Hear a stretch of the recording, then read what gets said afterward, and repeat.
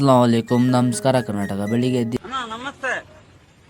ನಾನು college ready ಆಗಿಬಿಟ್ಟು ನಮ್ಮ ಪುಟಾಣಿಗಳಿಗೆ ಊಟ ಆಗಿಬಿಟ್ಟು ಬೆಳಿಗ್ಗೆ ಊಟ ಆಗಿಬಿಟ್ಟು ಮನೆ ಬಿಟ್ಟು ಆಮೇಲೆ ಗಾಡಿ ಎತ್ಕೊಳ್ಳೋಣ ಅಂತ ಇವತ್ತು ನಾವು ಕಾಲೇಜ್ಗೆ ಹೋಗಿ ಫೋನ್ ಎತ್ಕೊಂಡು ಹೋಗ್ತಾ ಇಲ್ಲ, ಮನೆಗೆ ಕೊಡ್ತಾಯಿದ್ದೀನಿ ಫೋನು ನಮ್ಮ ಅಮ್ಮ ಕೈಯಲ್ಲಿ.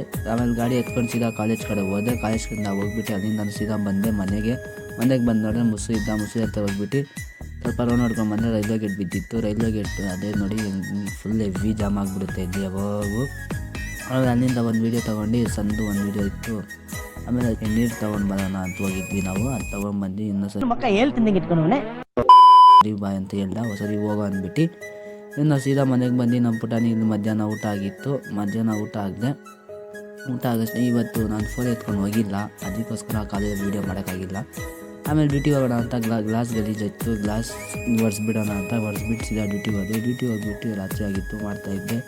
ಯಾವುದು ಬಾಡಿಗೆಗಳು ಯಾವುದು ಡ್ಯೂಟಿ ಕೊಡ್ತಾಯಿದ್ದಿಲ್ಲ, ಬಾಡಿಗೆನೂ ಬಿದ್ದಿಲ್ಲ ಇವತ್ತು.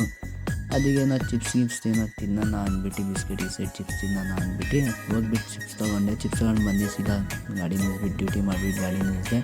ಗಾಡಿ ನಾವಾಗ ಇಷ್ಟೇ, ನಾಳೆ ಸಿಗೋಣ.